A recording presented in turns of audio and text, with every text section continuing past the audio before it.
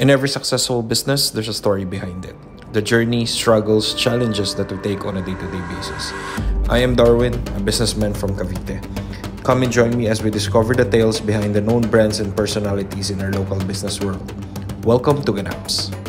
Ladies and gentlemen, welcome to our episode here at Ganaps. We are here at Mariposa Cafe in Tagaytay City, Patutong Malaki South. You can waze them, you can go here, and we're gonna be interviewing is none other than the owner of Mariposa Cafe and many other businesses, Miss Ana Go. Alright. Good afternoon, everyone. Yeah. Welcome to Mariposa Cafe. Yeah. And thank you so much, Darwin, for making me part of this episode ng Ganaps. Hello. Sa mga hindi nakakilala, sa mga nanonood, sa mga nakikinig. What is your story? Saan nagsimula lahat? Yung kung anong businesses na meron. Okay. Well, me as Ana Go, I've been so many struggle. I deal with so many struggles in life, and then na-meet ko si husband na Chinese, given the opportunity to put up a business. So the mind siguro nasa akin yon. And then in Tagaytay kasi hindi pa masyadong captured ang mga wedding industry. So doon kami nagsimula, the wedding cake. Doon. So nagsisimula na mag-boom ang Tagaytay sa mga wedding. Kasi nga ay because of the weather. Ang ganda dito, di ba? So parang the second, the little Baguio of the Philippines. So nagsimula kami sa wedding cake. So talagang dumating sa point na magko-commute lang ako, pupunta sa mga hotel. Dala-dala ko mga album. Minsan magta-tricycle lang ako, pupunta sa ganyan. Para makipag-tie up. Yes. So pinuntahan ko mga hotels talaga. Pinagtiyagaan talaga yan. And then, dahil nga sa wala pang cake business in Tagaytay, so nagkaroon kami ng chance na para makilala nakilala no ng tourist cake shop. So kinikater namin ng mga hotels and then mga events places, tapos yung mga caterers. So doon na nagsimula. Kayo ba pinakauna, Miss Ana? Yes. Okay. Kami talaga naging una. Actually, natikman ko yung cakes nila sa isang hotel dito. Yun. Masarap talaga eh. Yung chocolate. Thank you so much. Yun yata Thank you so much. Yun. Talaga thank you. Memorable yun eh. Kaya lahat ng masarap na pagkain, natatandaan ko eh. Thank you so much, Rabi. Kaya nga, yung sa amin concept ng tourist cake shop is masarap, affordable, and quality. Yun. Kaya na-capture namin yung Tagaytay market kasi very affordable. So, different prices kami. Kung yung need ng couple, ng client, at the same time ng mga hotels, we can come up with the design na pasok doon sa budget nila. So, naging customized. Ikaw ang nagbe-bake lahat? I can decorate. Before, kahit buntis ako dyan, madaling araw, alas 3 na madaling araw, inaabot ako just to decorate. Ngayon, dahil nga sa medyo lumalaki na, so isip pa ulit si husband, di pa rin satisfied. Cake shop. And then, ako nasa cake business, siya naman nasa gym business. Health. Yes. Kaya meron kaming gym. Before, pangalan ay Tagaytay Fitness World, located in front of yung Hall of Justice sa Mayor's Drive. Doon. Doon siya. Doon. Kasi si husband noon, fit talaga. So talagang, yun ang passion niya, the gym business. Okay. But then, so, meron kasing family business talaga si husband, which is the first grocery here in Tagaytay, the Vista Mart. So, alam yan ng lahat ng locals kasi, dito. Kasi sila yung 1980, sila nag-start dito. Kasabay niyo ba si Mushroom Burger? Yes, si Mushroom Burger yan ang kasabayan talaga nila. One of the OGs na Tagaytay, kumbaga. Pero yung Vestamart is naging icon yan eh. Diba? Naging landmark in Tagaytay. Naging Pag sabihin mga sa bus, titigil, doon kami sa Vista Mart. So, naging landmark talaga. Hanggang ngayon nga, lalo yung mga dito na talaga, doon sa Vista Mart. Hindi nga kilala siya ngayon ng ganyan eh. Vista Mart pa rin tawag siya. Pag mamimili yung mga matatanda. Vista Mart pa rin ang tawag dyan. Although kahit ngayon, wala na si Vista Mart, nandoon na umuupa si Ultra Mega, pero ang mga tao pa rin, saan ka pupunta? Doon sa Vista Mart. Sa Vista Mart Ultra rin. mega. Yes. Oo, di ba? May ganun recall ang mga tao. Ganon ng ano. So from there, na nagkaroon na kayo ng cake shop, tapos nagkaroon kayo ng gym, ano nang naging sunod? Ito. So, because nandito kami sa wedding industry, ngayon nagsisimula nang ma-develop yung need for events place. So, yung mga friends natin sa wedding, mga suppliers, sabi nila, ay, Miss Ana, magtayo ka naman ng ng events place. Dito kasi lupa lang, lagyan mo lang ng tent yan, events place na. Nung time na yun. Yes, yung time na yun. Kaya sabi namin ni husband, sige nga, why not? So sabi nga is, luck is equal to opportunity plus preparation. So, nagkaroon kami preparation dahil meron namang lakasan na nag-loan. At the same time, tumulong sila father-in-law na magkaroon kami ng makakuha ng isang magandang location. Oh yes, tapos yung opportunity nga namin kasi nga nagbubumang events place, kaya kami nagkaroon ng events place. So why La Mariposa? Yun. Yeah. Kasi nagpunta kami sa Baguio. Meron kami nakita doon ng parang butterfly farm. Yeah, So amazed kami kasi yung matanda doon na parang caretaker, alam niya kung paano yung butterfly na idea na very soft, but then ma-amaze ka sa ganda niya, sa beautiful niya. Sabi niya, basta gusto ng butterfly malamig. So sabi namin, ayun, walang butterfly sanctuary in Tagaytay. Why not yun ang gawin natin dito sa Tagaytay? Para maiba naman tayo sa events place.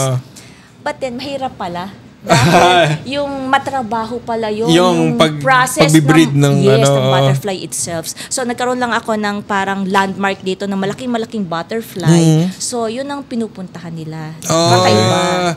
Pero nung time na yun, plano na talaga, may events place na siya. Yes. Nagkaroon na events. Yung events place is just yung butterfly pala, it's part only nung events place. So, kasi balak namin dyan, yung pang kapag merong mga as a school, yung mga tour. So, para maging para maipasok kumbaga, may corporate, so, meron din. Educational, so, nag-concentrate na lang kami sa events dahil ang dami talagang naghahanap rin halos everyday nagtatanong inquiry sa event, wedding, debut, even birthdays, or even baptism. Dami. Pero that time, Miss Ana, may structure na tong events place mo? Wala pa? Wala pa. Okay. Wala pa rin yan. So, kami lang ang, may hinire na contractor para doon. But then, hands-on pa rin talaga. Importante, kasi si husband, lumaki siya kasi sa business na talagang silang family hands-on sa business. Kaya gusto niya na pag meron kami mga businesses, hands-on din kami. Kaya kami, itong mga businesses namin, meron mga personal touch. Even the design, even itong coffee shop na ito. So the design is, yung structure, meron kami hinire na contractor, but then the design, kami talaga ni husband, hands-on. So lahat ito pinalitan. So lahat na makikita dito is kami talaga namili ni husband. Oo. Kumbaga kung ano yung vision ninyo, yun yung nasusunod. Oo. Even doon sa amin sa hotel, kaliit-liitan details, kaliit-liitan pako, ako mamimili niyan sa hardware. Ganun kayo ka-hands-on. Yes, so talagang... Ano yun? Because of how the upbringing or paano to? Natutunan nyo na lang along the way? Or yes, dapat? natutunan ko na lang din along the way. Kaya nga importante talaga kasi rin na alam mo kung paano mo i-handle yung business mo kahit kung mawala man ng tao, you can still survive. Yeah. That is why itong coffee shop namin talaga na to, yung anak ko, pasado siya ng PT, licensed PT. Pero sabi ko, anak, mag-aral ka ng barista training. Pinag-training ko siya ng 5 days. Kaya siya nag-develop noong coffee namin. Okay. So ngayon, kahit nga in the process kami of hiring the competent barista, so kahit habang wala pa, siya na yun dyan. Nung may umalis sa aming barista, at least buhay pa rin kami. Yes, yun ang importante sa business. You should know how to handle your business. Alam mo dapat yung in and out of the business. Yes. Yan ang naging problema ko with the tourist cake. That is why nawala. Kasi although I can decorate, kasi nawalan kami ng decorator nga eh. Kaya nawala si tourist cake. Ako kaya ko mag-decorate, but then the problem is sa dami ng hinahawakan ko na business. Your focus talaga, Oo. Kasi sabi nga nung isang Chinese na matanda, isang puno, kung hindi mo na, wag mong piliting yakapin ng puno kung hindi mo na kaya. Yes. Matutong bumitaw kahit Yes. papaano. Oo. Kasi yun yung misconception sa mga negosyante actually ng karamihan na ang nakikita lang nila is the finished product kung ano na yung mga negosyo mo pero hindi nila nakikita yung struggle. Yes, diba? Exactly. From what your experience, sa lahat na naging experience mo na all throughout your business career, ano yung mga natutunan mo na pwede mong i-share doon sa mga plano pa lang pumasok sa negosyo? Okay, yes. Oo. Very good question. Oo. Kapag pumasok ka sa isang business, make sure nandoon ang puso mo. Huwag kang aasa sa iba. Huwag kang hihingi ng tulong sa iba kung paano i-promote yung business mo. Do it on your own. One of Good the tayo. best tool. One of the best tool. yung Yes. Facebook marketing and Yes. Facebook. So, kasi Yun talaga. ano ngayon is ang dami na Even a small children, they can search, they can Oo Google. nga. Lalabas sa TikTok na, magpa-pop up na Yun, lang yan, diba? Social media marketing yes, is the key talaga ngayon. Especially sa inyo na kung tutusin, ang laki na nang na-invest mo rin sa lahat ng negosyo. Na sa isang negosyante, sabi nga nila, lakasan lang talaga ng loob yan para doon mo malalaman kung mag-workout or hindi. Okay. At saka ito pa isa pa ring contribution para magkaroon ka ng maipon mo yung sales mo talaga, income mo. Kung mag-i-invest ka lang talaga sa lot muna, property muna. Kasi okay. para hindi ka nauupa. Kasi alam mo, yung Tagaytay, magkano renta dito? Events place, mga nasa overlooking yan, 200, 300,000 monthly. Monthly. Yes. So, paano mo kikitain yan sa competition, diba? So, if you have plan of putting up a business, doon ka muna sa property mag-invest. Real estate muna. Tumataas pa yan, yung value. Yes, of course. Nag-appreciate ang value. Ang lupa, appreciate ang value niya. And then, saka na lang, pag nakaipon ka, saka na lang magpatayo ng structure. Not necessarily naman na pag nakabili mo niyan, tayo agad Yes, diba? so ipon pa muna ulit, and then isip ka, ano ba ang, ngayon, in sa mga Gen Z. Ngayon, kaya nga, sabi namin, magkaroon kami ng events place. So, why not? Kasi trending ngayon, coffee shop. Yeah. So ano naman ang pagkakaiba namin sa mga existing coffee shop? So dito sa mapapansin mo sa interior ng Mariposa ang Cafe. ganda. Homey feels. Yeah. Para bang parang yung house mo, salas mo, dinala mo sa coffee shop. Oo nga. Para yung Relax. feel mo relaxing. Totoo. At home. So, kasi ang kinikater din natin, not just couple, individual, but family. Yun. So, kaya pupuntahan ka. Siyempre, pangalawa na yung masarap ang pagkain mo, masarap ang kape mo. Yun. Kasi nga, yun yung sinabi namin. Kanina off-cam, nagkakwentuhan kami. Sabi ko nga, we need to say that we're in a coffee shop. Kasi kung titingnan ninyo lahat ng camera namin, lahat ng angles ng kung kala nyo nasa studio kami, hindi. Nasa coffee shop kami. Ganito kaganda yung coffee shop. Akala nyo studio talaga siya. So if you have time, you can visit this coffee shop. Once again, Mariposa Cafe in Tagaytay City, Patutong Malaki South. You can just waste them. Okay? Yun. When it comes to how has your story yun, natanong ko na yun, paano siya nakatulong kung ano ka ngayon.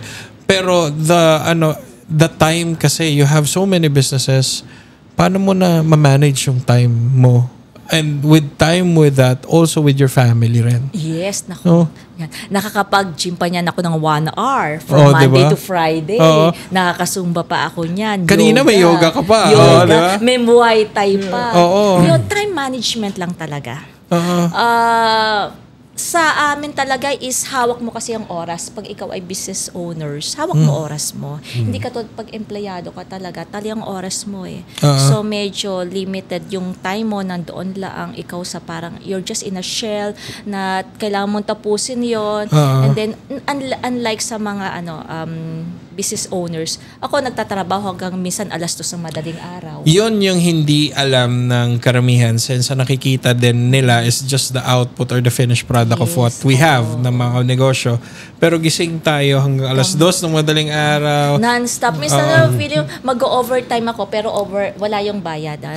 diba? Alas 10 ng gabi, mag-audit ako niyan.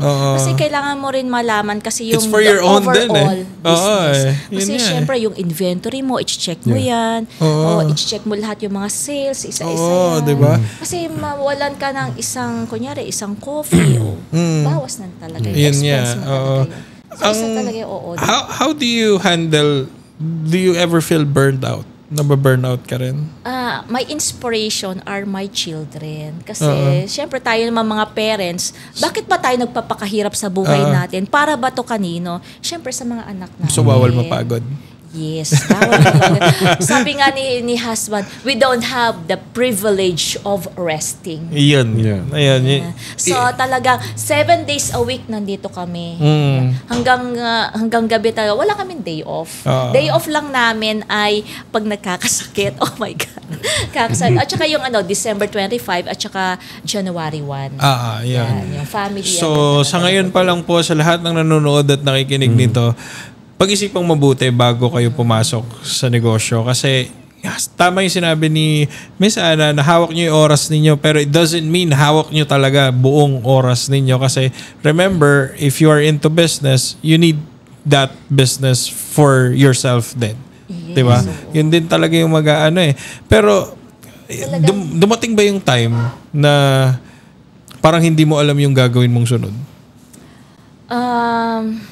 Anong ginawa mo pag gano'n? Sa tingin ko naman ay hindi pa naman ako dumadating sa point na gano'n. Kasi I always look for a solution. If hanggang dito lang ang limit mo, always go beyond your limit.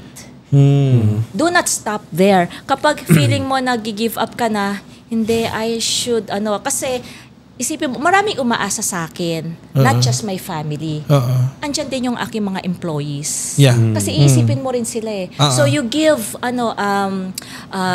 you support your employees. Kasi umaasa sila eh. Imagine mo, kung wala kang business, paano rin sila ang kabuhayan nila. So yun ang mga pumapasok din sa akin eh. So hindi lang ako, family ko, pati ibang tao, tutulungan ko. That is why, itong mga staff ko dito within the community, ang hinahire ko talaga. But is malalapit lang. Yeah. So, hindi na sila yung mamamasahe pa. So, yun nga. Sinabi rin niya yun talaga na if you're a business owner, you're the captain of a ship. Yes. So, at depende na rin yun sa'yo. And if you're the ship captain, kung saan mo steer yung wheel niyan, doon pupunta yung buong barko. Kaya dapat, kasama yung mga empleyado mo. Kaya dapat talaga, huwag kang magpapakita na nanghihina ka, na weak ka. Yeah. Dapat always talagang strong personality ka. Huwag mo ipapakita na parang pagod na ako. Kasi nakakahawa yun eh. Yes, diba? laban lang talaga. Laban. Nakakahawa siya. So, always give your heart talaga. At saka, pag nagtayo ka ng business talagang all out ibigay mo. Kasi imagine mo, nag-invest ka ng time, effort, money. So, kung so-so lang, parang pichu-pichu, hayaan mo lang, paano ka magsasaksi? Iyan niya. Pero yung mga business mo, Miss Ana, ano ba yan? Linya mo talaga? Yung mga pinasok mo? Okay. Kasi, actually, ang gusto ko talagang course when I was in college ay nursing. But then, syempre, hindi kaya ng family. So, sabi ay, merong malapit na college sa amin sa area in Imus. So, naline ako sa accounting. The language of the business. Yes. And then, accounting graduate, and then, nung nag-work na ako, hindi ako namili niya ng work. Nagsimula talaga ako sa mababa. From a typing clerk. Sa Manila. Okay. So, talaga utusan ka doon. Minsan taga-timpla ka ng ganito, ng coffee ng boss mo. Magsimula ka sa mababa para ma-feel mo, pag ikaw nasa taas na, ano ba ang feeling nun nasa mababa? Ma-appreciate mo yung trabaho ng nasa baba. So, typing clerk, at katapos nag-work na ako sa Metrobank. And then, after noon, while working at Metrobank, nag-aaral naman ako ng Master MBA, Master in Business Administration. That is why, nakatulong siya talaga kung paano mo accounting and business ad. Yes. So, accounting. So, ikaw, doktor ng bulsa ng mga negosyante. So, ngayon, kaya mo mag-audit. Nakatulong siya kasi malalaman mo kung kumikita ka ba o hindi. Ayun. Kumbaga ano lang naman yan. Ikaw Paano ka magko-cost cutting? Mismo. Yes. Ganyan. Tapos MBA, kasi naturuan ka dyan, na-train ka kung paano i-handle ang business. The micro and the macro factors affecting your business. Alam mo kung paano i-handle sa business Tsaka kung mo. paano mo paliliitin yung cost mo para mas lumaki yung profit nakatulong talaga lahat. siya. So, importante talaga sa mga kabataan is tapusin nyo yung pag-aaral ninyo. Parang kilala ko yun. Importante. Kasi pag ikaw nakatapos ng pag-aaral, kahit sa industry ka, Yes. hindi ka makapasok. At dun, yun din kasi yung magte-train sa'yo kung paano to follow rules and yung pagpasok. Kasi alam mo, kapag ikaw ay na-hire ng isang company, at tapos nasa promotional stage, but then pag nakita nila sa resume mo na hindi ka tapos, hindi ka pa rin mapopromote niyan. Kasi tinitingnan talaga is graduate ka ba? May diploma ka. So, yun lang. Kasi ang trabaho, madali ka makakuha once tapos ka na. Kasi nangyayari sa iba ngayon sa mga kabataan ka, even lagi ko sinasabi sa mga pamangkin, madali maghanap ng trabaho. Kasi pag nagtrabaho ka pa, habang nag-work ka, pag nakatikim ka na ng sweldo, minsan, Totoo yan. masaset aside yung studies eh. At least meron kang panghahawakan if you fail. Yes, correct. Yun. Yan kasi yung pinaka kayamanan na kaya sabi ko sa mga anak ko, maipapamana ko sa mga anak ko. Yes. At yun din yung maibibigay mo ng libre din kung ikaw yung nag-aaral sa parents mo. Yun yung diba? Kasi iba yung syempre, mga kabataan ngayon, more of TikTok and all. Pero ang hindi nila kasi, in my own opinion, na pag nakaramdaman na nila na kumikita na sila, they don't value education anymore.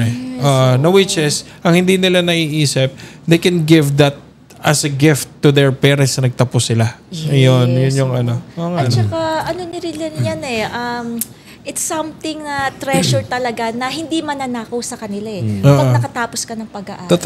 Totoo yun. Hindi malaking yun mananakaw. factor talaga yung Yung Miss Ana, is your business also your passion? Or parang kay Miss MC, kagaya ko, passion, music kasi, passion talaga siya. Kumbaga, ikaw ba, may passion ka na bago mo pinasok ito or yung passion nangyari after?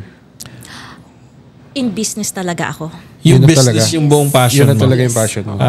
Kumbaga, on the sides naka-umbrella lang na yung lahat. pagpapaganda, pa-beauty, pero business pa rin talaga. Dahil nga sa na-train sa course, and then sa asawa ko, which is business-minded, then lumaki sa family na may business. So, nagtulong-tulong din siya. And then, sabi nga namin, iba pag may business talaga. Madaling mapalago. Basta nandoon yung puso mo kung paano palalagay. So, sa'yo, parang kahit anong business, okay? Yes. Kahit anong business yan.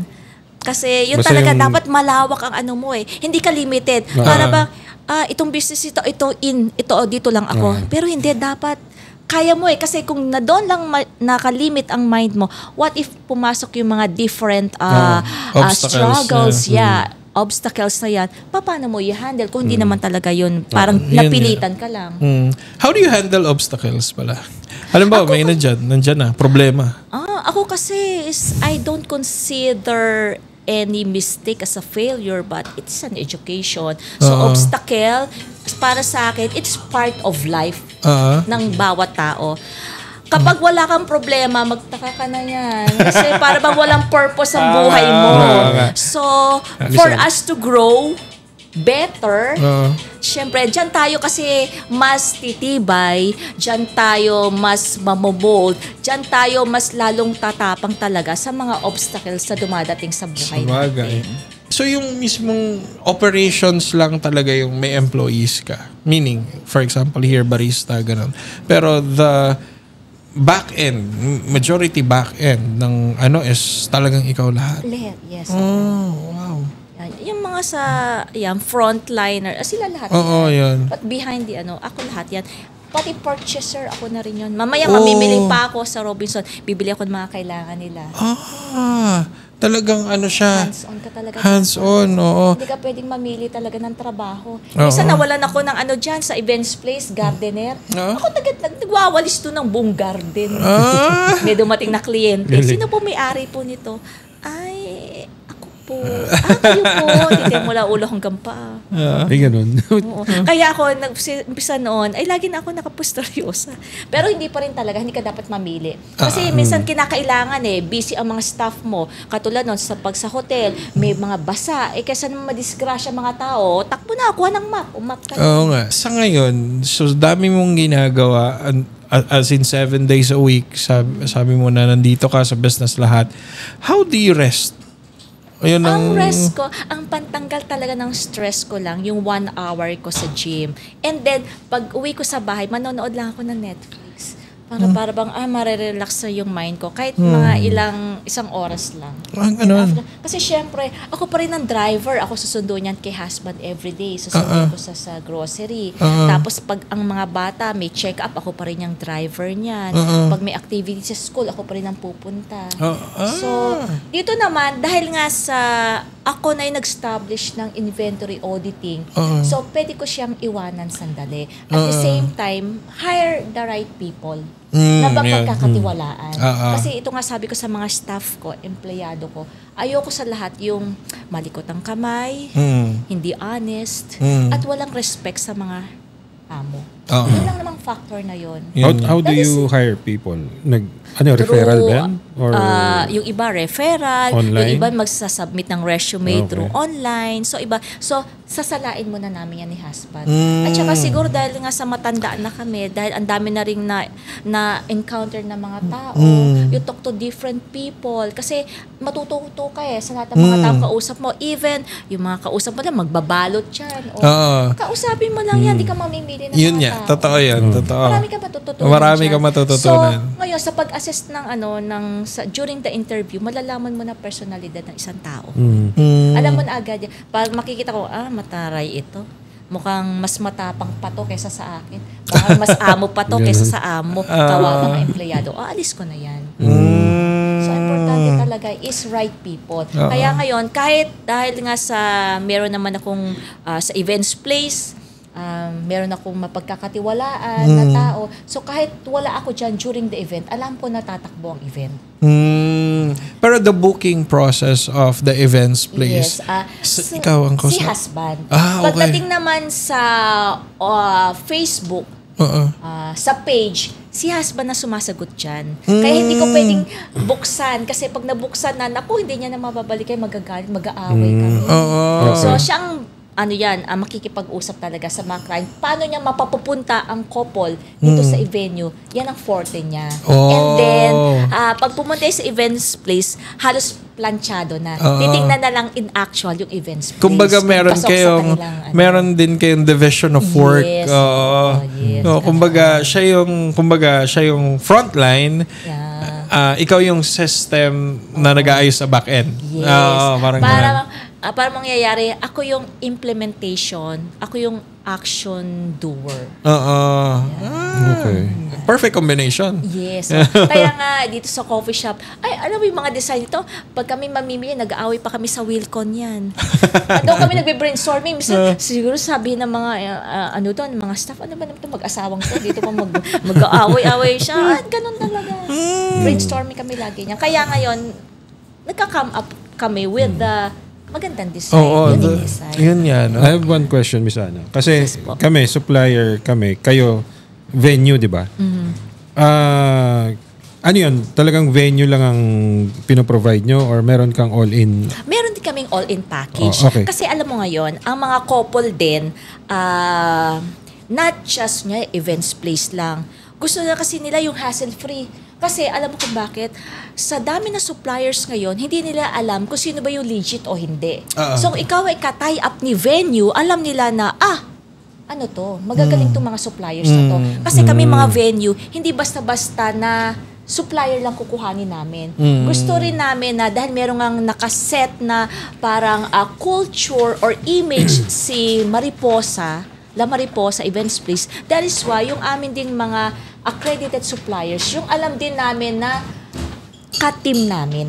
Ever since ba yan, Miss Ana? Dati pa? Since noon pa? Talagang, yes. Oo, ganoon na talaga. Pero kasi, yung isang question ko kasi minsan, di ba, when it comes to complaints, siyempre minsan sasabihin, may complaint kami si client kay ganitong supplier, kay sound system.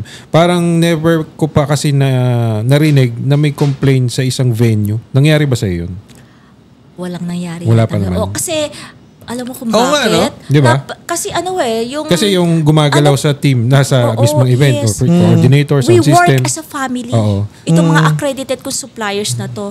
Tapos yung AE namin, talagang kung may mga concern sa isang supplier, inaangat ng ka-team Nung din na isa. supplier. Oo. Yun ang kagandahan. Para Kaya siyang- pinipili namin din na mga suppliers sa team, yung alam namin na magtutulungan. Hindi kasi katulad nung iba na kunyari hindi sa amin ng sound system, iaangat lang niya sarili niya. Kapag isang team, tulungan. Oo, yun naman. Yan ang gusto ng couple. At saka kasi, minsan talaga kapag di mo accredited, parang sila pa yung mas ma-complain.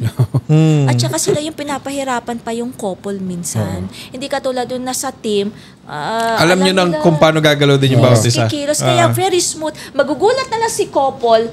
Minsan may ganyang incident na example lang to. Ang kanyang catering niya is good for 120. Ang dumating ay 150. Imagine mo, 30. 30. Napakain Dami. yun. Oo. Yung 30 na yon. At saka, nabigyan ng mga upuan ng mga guests na hindi nakatayo na kumakain. So, buti na lang may resto. So, yan, dala lahat ng mga gamit doon. So, si couple, hindi na binibigyan ng stress ni coordinator. Kaya after ng event, doon lang sasabihin kay couple. Kaya yun, may bonus sila. Kasi hindi nila akalain Yun nga, tsaka 'di ba, you're in the most memorable dapat na araw sa buhay mo, tapos i-stressin ka pa na wala pumupuan yung walang ganyan. Masosolusyon na naman. Meron kami dyan na, let's say for example, hindi sa amin ng coordinator. So, sa amin ng venue, catering, and lights and sounds, coordination, hindi. Naku, lahat ng mga, sasabihin, lahat report sa couple. Kaya, sungit na yung mukha ni Imbis na ngumiti ka nung araw na yun, hindi ka nahalata rin ng, nahalata ng lights and sounds ng, kumbaga ng yung, yung aura ng couple, nararamdaman na ng lahat. Yun nga. So, importante talaga na, kaya yon ang couple namin, kinukuha nila halos yung full package na. Full package. At saka pinipili ko rin yung mga suppliers. Pag alam ko kasi na pahirap to kay couple, hindi ko na yung kukuhanin. So, kinukuha ko talaga yung alam kong mababait kumbaga, na suppliers. sa inyo pa lang, nasasala nyo na. Hindi kayong basta-basta, okay, sige, tayap tayo. Hindi pwedeng ganun So, ang ginagawa nyo, hanggat maaari, yung alam ninyo na maayos magtrabaho. At saka madaling kausap na supplier. Yun yan. Katulad ng DJN, daling kausap niyan. Very high-end pa, grabe ang mga lightning and sounds effect niyan. DJ pa, galing na DJ. Pero speaking of all-in, meron kasing, kagaya mention ni RC, merong mga all-in na hindi okay lahat. So, yung sa'yo, okay yun kasi kumbaga maggamay na Meron kasing iba, sinasabi lang na basta all-in kasi gusto nitong isang kausap, mas makamura to dun sa mga supplier na kukunin niya. Para kumita siya. Parang ganun. So, pero, yung quality, wala. Meron ganun Kaya, awa ng Diyos, buti naman yung sa akin dito. Good quality ang aking mga accredited talagang. Pag ako may event, talagang full sila talaga. Full energy. Pero nangyayari na ba na, kunyari, yan yung venue, curious question lang is, ikaw yung venue, pero lahat sila ibang team naman, tas hindi mo kilala, tas may something na memorable na parang hindi magandang nangyari. May ganun ba? Ganito yan. Meron pangyayari na buti na lang, yung bang wedding, tapos meron silang hinire na caterer, stylist. Diyos ko po, ang styling talagang parang pang birthday. Parang alam mo yung parang buti na lang elegante yung events place na dala. Okay. Ang styling. So hindi mo napapansinin yung mga hindi talaga eyesore Kaya memorable sa iyo noon. Oo, sabi ng parents noong couple, buti na lang magandang event space. Nadala yung design ng anak ko. Hindi ko kalain. Okay. Meron din naman na ganito ang pangyayari na, alam mo yun, hindi sa akin ang supplier. 3:00 ang kasal. My God! 2:00, wala pang set up. Hala. Yes, ay disaster. Alam mo ba yon na kinasal? Dinilay na yung sa indang ikinasal eh. Sila naman ang kumuha ng mga caterers. Kumbaga, na traffic, December 8 yon. Talagang, di ba, fiesta sa Dasma, Immaculate Conception, even in Tagaytay. Imagine mo, nandito ng mga guests, 6:00. Wala pa? Doon lang dumating kamo. Hala! Kaya pati kamo ang lights and sounds, pati kami nagbubuhat, tumutulong sa pagsiset up. Kaya pagdating nung mailagay lang, mai-set up lang, wala pang dekorasyon, basta may cloth lang, pinakain ng mga tao kasi halos late na. Talagang hala. Di kayo lumagari yung mga yun. Pwede. So, yun naman ay couple kasi, ang kinuha nila, ibang suppliers. Kakilala na yung caterer. Pero nag-offer ka na sa'yo kunin. Parang all-in. May pinakita ka ba sa'yo? Meron naman, oo. Kasi pero hindi si nila... AE ko naman, ipapakita, ano po ang gusto nyong option? Kung venue, ito po yung mga inclusions. Kung gusto mo po ng full package, ito po yung mga inclusions. No hassle na yan kasi sigurado na pagdating nila, kumbaga, kumbaga, sino yung accredited na venue, yun na yung nandyan lahat. Yes. Ako pa, at saka hindi ako mahigpit sa mga suppliers. Kaya kami yung gustuhin ng mga suppliers, nire-recommend ako ng mga caterer din. Kasi alam nila dito, hindi ako mahigpit sa pagpasok ng mga, wala masyadong restrictions, in other words. Hindi katulad daw sa ibang venue na, ay, bawal ito, bawal ipasok, gantong oras. May corkage ka rin? Wala akong corkage. Di ba? Iba meron no? Yes, para sa akin kasi meron naman akong venue rental na. Okay na yun. So, tulong na lang din. Kasi gusto ko talaga maging memorable ang wedding ng isang couple. Hindi ako yung after ng wedding na, ma'am, ito pa po yung babayaran ninyo kasi may corkage tayo, blah, blah, blah. Parang masaya nga. Tapos sa dulo pala meron pa rin So, walang hidden charges. So, para bang what you see is what you get. Ito yung didiscuss natin. Yan yun. Tapos na. Sa isang sa isang araw ba nakakapagdalawang wedding ka? Ay, no. Exclusive. One event lang ako per day. Wow. Ayaw kasi nang minamadali. Mahirap. Yung tatanggap ako ng morning and evening event. Ayoko ng ganon. Isa lang talaga, once a day. One event a day. Kasi yung not just setup the venue. yung setup. Pati yung nagmamadali lahat. Pati yung couple, yung moment ng couple, di ba? Parang Mag-picture taking muna, bond may with the sunod na pong family. eventalist na. Parang ganyan parang pangit nga naman. Kasi di ba nagsimula ako sa cake business.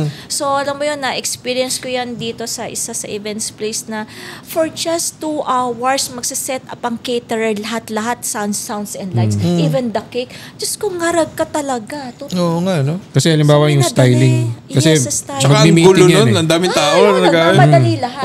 So, matadamage din ang venue. Oo nga naman. So, wag ganoon. Para bang, wag naman masyado tayong, sorry for the word, Magiging gaman. diba? Okay na yung, kasi kaya kami naman din, yung sa Wawi, sabi nila, maganda ang feedback. Kasi nga, ganun, wala akong masyadong restrictions, tsaka hindi yung puro pakabig. Totoo. So, nire-refer ka. Yun Kaya meron ako kamo ditong wedding na yung siya ikinasal, then yung kapatid niya dito rin ikinasal. So may balik, may Yes, ano siya. Kumbaga, so gusto niya, yun din package na yun. Oo nga. Tapos, ngayon, the schedule of La Mariposa Events Place, hanggang kailan ang pinakamalayong nakabook? December 2025. Wow. Pero syempre, yun yung pinakamalayo. Pero may mga available dates pa naman. Yes. Yun. Kasi ngayon, unahan kasi talaga sa dates ang couple. Not just sa church, but pati rin sa events place. Wow. Kasi 2025. dahil nga sa sabi mo nga is lahat na ang wedding Tagaytay is the wedding destination in the Philippines. Pag sinabi, saan kinasal? Ay, Tagaytay. Ay, wow talaga. Di ba? Ganun yung agad May iba ang dating pag Tagaytay. Pati nga yung aming nearby town. Tingnan mo, hindi naman sa Tagaytay, pero ilalagay nila sa pangalan nila, Tagaytay. Kasi iba dating parang nagiging branding na siya, no? Branding na siya talaga ng kahit business. Dumating sa point kasi na medyo nagkaroon ng alarming part sa mga ibang suppliers, venues na kasi daw yung Antipolo parang nagbo-boom sa wedding. Sabi nga. Yes, kasi daw. Pero hindi pa rin Pag siya Iba pa rin. Tagaytay pa rin talaga Iba pa rin ang Tagaytay. Kumbaga, the level of not just the place itself but the name. Yung name. Yes. Parang meron siyang premium branding, something premium Pagdating sa wedding place talaga, Tagaytay. Tsaka dati noon inis na inis kami pag yung traffic sa Tagaytay. Pero umpisa nung pumutok ang bulkan at nagkaroon ng pandemic. Doon mo na-appreciate. Lumuwag masyado. Sabi namin, ay, ang lungkot ng Tagaytay. Ibig sabihin, walang tourist. Ibig sabihin, walang negosyo. Yun niya. Kaya mas gusto na namin ngayon na traffic sa Tagaytay. It means, andyan ang mga turista, may negosyo tayo. Ayun niya. Totoo yun. May kita. Yun ang pinakamagandang nga. Tapos, from your experience, this handling so many businesses, yung nasabi mo na kung paano ka magpahinga, na kung paano mo i-manage yung 5 to 7 business. Anong plano mo 5 years from now? Do you have 5 years plans? from now. Alam mo, gusto ko talaga is... Where do you see your business or you as... Gusto ko naman mag-retire na. At bilis na? Ibig sabihin yon ay ang mga business ko na ay na in good hands. What I mean is andyan papasa yung na. aking sa mga anak ko. Although maliliit pa yung aking mga anak, so hindi pa muna yan talaga. Mga 10 years from now siguro, makakatulong na sila. So bagay yung akin namang eldest ko, so siya naman nag-develop ng coffee. So somehow, pwede na siya talagang makatulong sa business. So pwede ko nang iwa-iwanan yan. So yun talagang aking dream kami ni husband na gusto namin parang early retirement. Naman. Magpahinga naman kami. Travel na. Oo, travel. Ganun talaga. Kasi yung parang bayad naman sa aming mga pagod. So habang maliliit ang mga bata at nag-aaral pa, hindi ka pa talaga pwedeng magpahinga. So talagang work pa kung ano pa yung mas business na makikita na profitable, so expand pa.